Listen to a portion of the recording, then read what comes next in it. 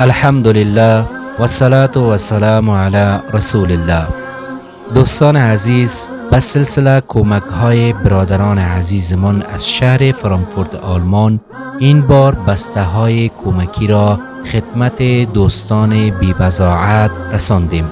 جا دارد از دوستانی که در این مرحله ما را کمک نموده اند نام ببریم. برادر عزیز ما علی بهادر، برادر عزیز ما نثار جان حتایی، برادر دیگرمان هومن جان حتایی و حاجی صاحب برخیا که همیشه در این پروگرام ما را همکاری نموده اند. الله متعال پاداش مزید نصیب دوستان عزیز نماید که ما را در این برنامه همکاری نموده اند. شما جریان توزیع را در کلیپ مشاهده میکنید. And also I would like to thank Mr. Ali Bahadur for collecting donation and sending to poor people of Afghanistan and contributed in this donation. May Allah rewards you accordingly. Assalamu alaikum wa rahmatullahi wa barakatuh. صدري قرآن املأ قلبي قرآن واسق حياتي قرآن لله لله يهفو آملي لله ولحفظ كتاب الله من أول بسم الله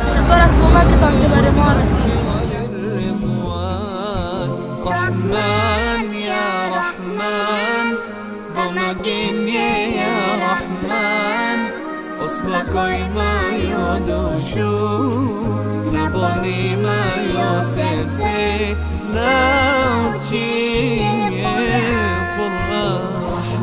خیر ببینیم خداوند کدتان کمک کنه. خداوند شما دست ما را گرفتیم، خداوند دست شما را بگیره. خداوند قبیتتان که جمع کردن اتان بده.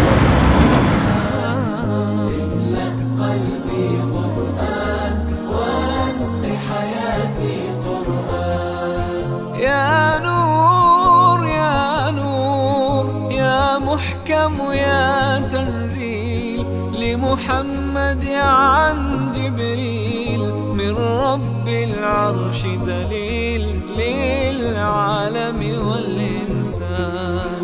تكبير تكبير للحافظ وهو صغير والضاء العين قرير يحمل فجرا لينير بتلاوته الأكوان. رحمن يا رحمن بمجيني يا رحمن أصبحي ما يدوشو نبني ما يوسف. خانه‌مان کرایه است.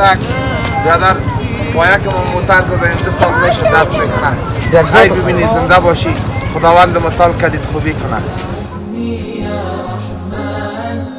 اشرح صدري قرآن املأ قلبي قرآن واسق حياتي قرآن.